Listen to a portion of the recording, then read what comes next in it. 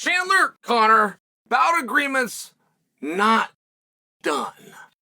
And this apparently means nothing. Apparently there's nothing to see here. Right, we got three sides. We got the boys on the second floor. We got Chandler. We got Conor. And they've all said the same thing. In fact, they've all said the same thing to the extent the tickets are going on sale, I think, this Friday. I mean, this is done. We got this done. So why do I keep bringing up this bout agreement? Well, why does it keep finding its way to get back to me?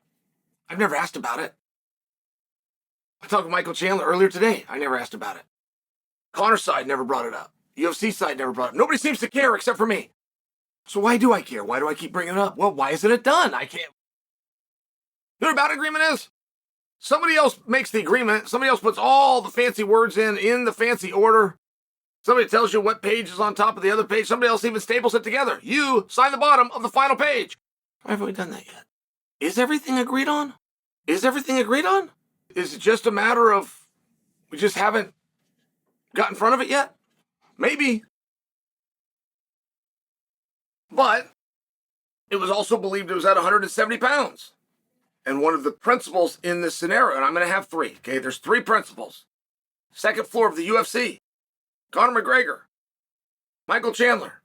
One of those principles, Michael Chandler, said that the very unsigned fight that we're all looking forward to that is scheduled for 170 pounds could be made a scratch weight of 165 pounds. And if that's just fun, belly hoop, back and forth, fine. But it can't just be changed if it's already agreed upon at 170. And if we're going to change the 170 and amend that, what else is going to be amended? Because we've established that we can amend anything. I'm asking this question. I don't know why this fight is 5 rounds. That's the number one reason I'm asking this question. I have never disagreed with anything that has been done within our sport. But I remember where I was when I found out, when I got the information that we were switching non-title matches to 5 rounds. I remember where I was. Steven Morocco called me. I remember where I was in Canby, Oregon on 13th Street when I pulled my truck over and put it in park so he could finish telling me. He wanted my opinion on it. He wanted to know what I thought. As a guy who was a reliable main event, certainly I must have heard and I must have an opinion. Now that my fights will be more likely than not 5 rounds. He called me. He wanted my opinion. I didn't know anything about it. Not only did I not know about it, I disagreed with him. I told him that he must have read it wrong. And I told him this isn't going to hold up. If you've even got it right, which I don't think you do. It was so far hard for me to wrap my head around. I said, I think you've got it wrong. But I do remember telling Steven Morocco, this will not hold up. The boys are not going to go 70% more of the time. And I never understood the 5 rounds for championship fights. I never got that. And I've asked a few questions, and no one's ever explained it to me. And MMA has a seat at the table now, maybe even at the head of the table. But at that time, and at the time I got that phone call in roughly 2012, it was still looking for that mainstream exposure. And it was emulating itself, and it was conducting itself in line, and it would love to point out that it was in line with other mainstream accepted sports.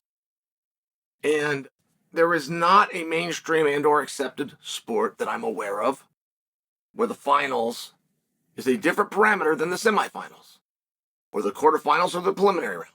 A 100-yard dash when you get to the gold medal race does not become 105 yards. The Super Bowl, when you get to the championship game, right, the sport of football doesn't become 5 quarters. Why would we take people that have demonstrated through a 5-minute round atmosphere to be number 1 contenders? They can do this. They're the biggest threat. Why would we do that and have them do 70% of something different? It would seem as though, at a minimum, that your contender that's demonstrated above everybody else that he can go and do this would have had to do what it is he's going to be asked to do. And it only surprised me. And I just bring it to your attention because Conor is coming off of an injury. That is a tremendous situation. That is tremendous that Conor's even coming back. I don't feel Conor will get the credit for it. And Conor gets enough credit that you don't have to You don't have to give it to him for everything, right? And you're the richest and you're the most popular guy.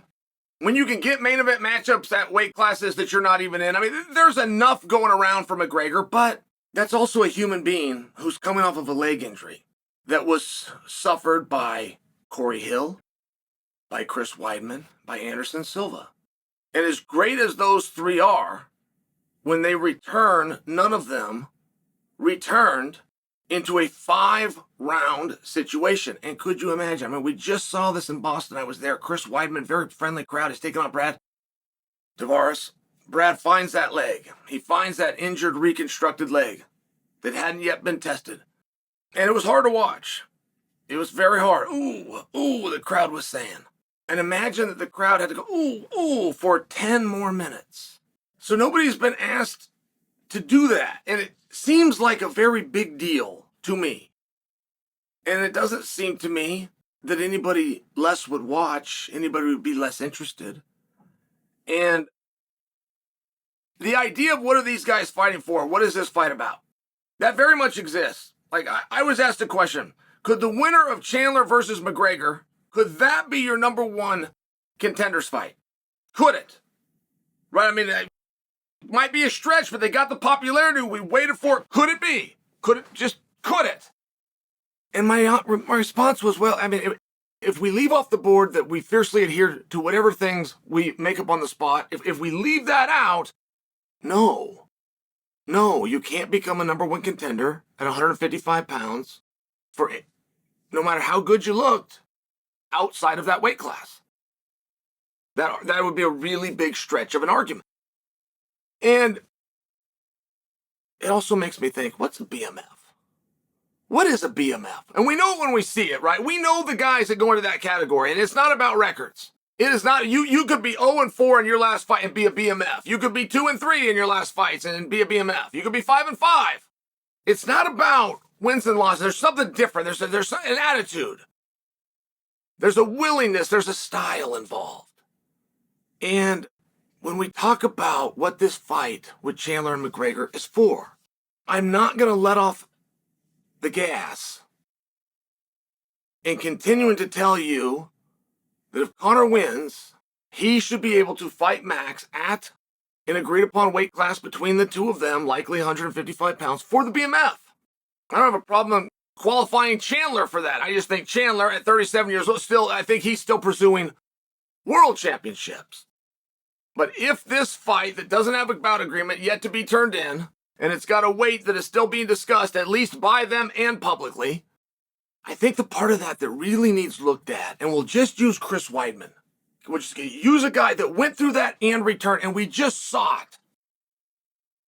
It's a very big deal. We would not have wanted to see Chris out there for 5 rounds. And depending on how the fight goes and the style of the fight, what it is going to be necessary to win a fight like that, let alone to prepare for something the human body is not made to do. If it's not too late, I'd like to submit my suggestion, which is that fight be scheduled for 3 rounds.